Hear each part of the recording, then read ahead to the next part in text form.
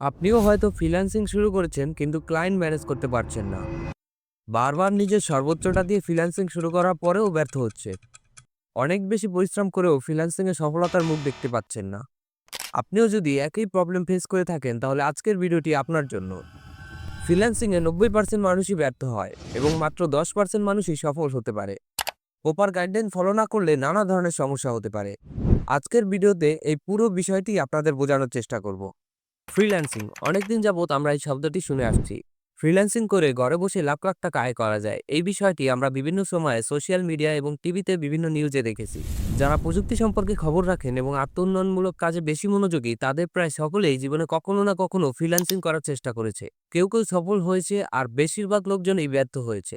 Freelancing করে কিভাবে সফল হব এই সম্পর্কিত বিভিন্ন ভিডিও ইউটিউবে ছড়িয়ে ছিটিয়ে রয়েছে।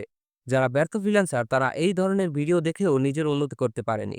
আজকের এই ভিডিওতে আমি আপনাদের এমন ওয়ে দেখাবো যেই রাস্তা ধরে হাঁটলে আপনি কখনোই ব্যর্থ হবেন না। তো চলুন মূল ভিডিও শুরু করা যাক। এই বিষয়টি নিয়ে বিস্তারিত গবেষণা করে আমি সমস্যার সমাধান নিয়ে বেশ কয়েকটি পয়েন্ট খুঁজে বের করেছি। পয়েন্ট নাম্বার 1, টাকা কামানোই লক্ষ্য হওয়া যাবে না।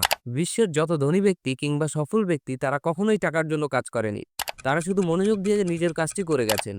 হ্যাঁ, আমি জানি আপনাদের মধ্যে অনেকেই প্রচন্ড অর্থনৈতিক সমস্যার মধ্যে আছেন। টাকার অভাবে নানা রকম মানসিক সমস্যায় ভুগছেন অনেকে। তারপরেও বলছি, আপনারা টাকা কামানোর দিকে ফোকাস না করে কিভাবে নিজের কাজের গতি বাড়াবেন, কিভাবে নিজেকে আরো অনন্য লেভেলে নিয়ে যাবেন সেই নিয়ে ভাবুন। মনোযোগ দিয়ে কাজ শুরু করুন, আপনি নিশ্চয়ই সফল হবেন। পয়েন্ট নাম্বার 2, কোনো স্কিলকে সম্পূর্ণ না শিখে ফ্রিল্যান্সিং করা যাবে না। ব্যর্থ ফ্রিল্যান্সারদের অধিকাংশদেরই সমস্যা দেখা যায় যে তারা কোনো স্কিলকে সম্পূর্ণরূপে না শিখে ফ্রিল্যান্সিং এর বিভিন্ন মার্কেট প্লেসে কাজ করতে শুরু করে।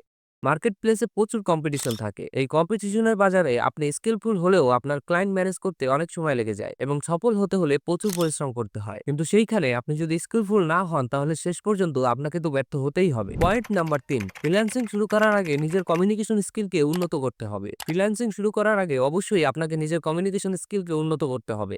আপনার কমিউনিকেশন যদি ভালো না হয় তাহলে আপনি অনেক স্কিলফুল হলেও মার্কেট প্লেসে টিকে থাকতে পারবেন না। ফ্রিল্যান্সিং মার্কেটপ্লেসগুলোতে যেহেতু বেশিরভাগ সময় ইন্টারন্যাশনাল ক্লায়েন্টের সাথে কাজ করতে হয়, তাই আপনাকে অবশ্যই ইংরেজিতে দক্ষ হতে হবে। ইংরেজিতে দক্ষ হলে ক্লায়েন্টকে আপনি খুব সহজে কনভিন্স করতে পারবেন। পয়েন্ট নাম্বার 4, নিজের পোর্টফোলিও তৈরি করা। ফ্রিল্যান্সিং করার ক্ষেত্রে আপনার নিজের পোর্টফোলিও থাকা অত্যন্ত আবশ্যক। কারণ মার্কেটপ্লেসে আপনাকে প্রথম অবস্থায় সব অচেনা মানুষদের সাথে কাজ করতে হবে।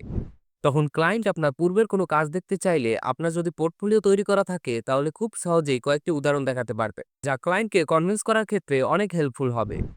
আপনি যদি ক্লায়েন্টকে আপনার কাজের উদাহরণ দিতে না পারেন তাহলে ক্লায়েন্ট আপনাকে হায়ার করবে না। তাই অবশ্যই নিজের করা বেস্ট কাজগুলো সংগ্রহ করে একটি স্ট্রং পোর্টফোলিও তৈরি করতে হবে। পয়েন্ট নাম্বার 5, প্রতিনিয়ত শিখতে থাকতে হবে। মানুষের শেখার কোনো শেষ নেই। জন্মের পর থেকেই প্রতিদিন, প্রতি ঘন্টা, প্রতি মিনিট, প্রতি সেকেন্ডে আমরা কিছু না কিছু শিখতে থাকি। তাই কখনোই এটা মনে করবেন না আপনার শেখার শেষ। আপনি যেকোনো কোর্স শিখলে আপনাকে একটা স্টেবল স্টেজ পর্যন্ত শেখানো হয়। কিন্তু তারপরেও অনেক কিছু শেখা বাকি থেকে যায়। ফ্রিল্যান্সিং এর শুরুর দিকে আপনার কাছে অনেক সময় থাকবে, সেই সময়ে নিজেকে আরো উন্নত করতে থাকুন। আপনার সফলতা কেউ ছিনিয়ে নিতে পারবে না। আজকের ভিডিও এই পর্যন্তই। ভিডিওটিতে শেখানো পদ্ধতিগুলো ব্যবহার করলে আপনিও নিশ্চয়ই সফল হতে পারবেন। এইরকম ইন্টারেস্টিং এবং হেল্পফুল ভিডিও পেতে চ্যানেলটি সাবস্ক্রাইব করে বেল আইকনটি অন করে দিন।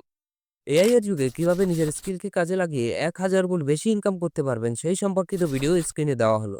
ক্লিক করে দেখতে পারেন।